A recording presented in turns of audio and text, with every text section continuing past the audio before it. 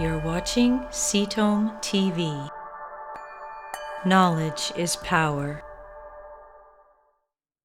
Is there a specific genetic mutation that causes ER-positive breast cancer? Does BRCA1 or 2 have anything to do with it?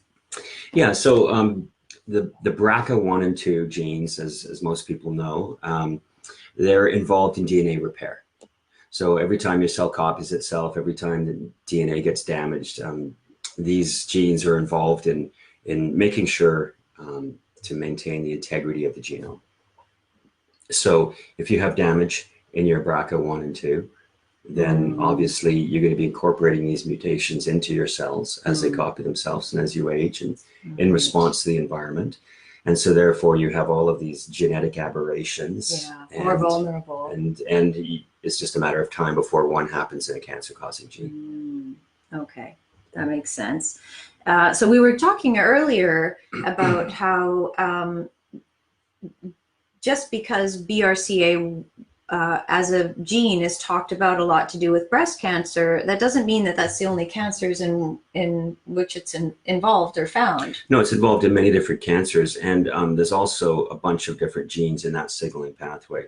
So it's now what we do is we don't just look at the BRCA1 and 2, we look at the genes that are part of that process that they use, and that is referred to as BRCA-ness.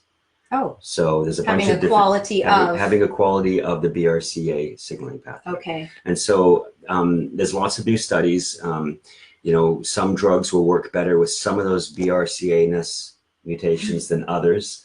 You know, for example, and you could have multiple mutations in those signaling pathways. You know, not just necessarily just 1 or 2 genes. You could have 3 or 4 gene mutations and so on. So and what would go on there? Why does it matter if I have one? I mean, if my pathway is damaged, what difference does it make if I have 1 mutation or 3 or 4 there? How does that help me to know? Well, your cancer is going to be more aggressive with the more mutations you have, and it's gonna not respond to standard treatments as well. Okay, because there's other influences. It's going to respond really well to standard treatments, depending on whether the treatment is the right treatment for that particular set of mutations. Which again, we have to do the genetic testing to find out what mutations are driving the cancer, and then find the right targeted therapy for those mutations. Knowledge is supreme power. Yes. Yeah, absolutely. Good question, Liz. Thank you. Thank you for watching CTOM TV. Subscribe below and stay informed.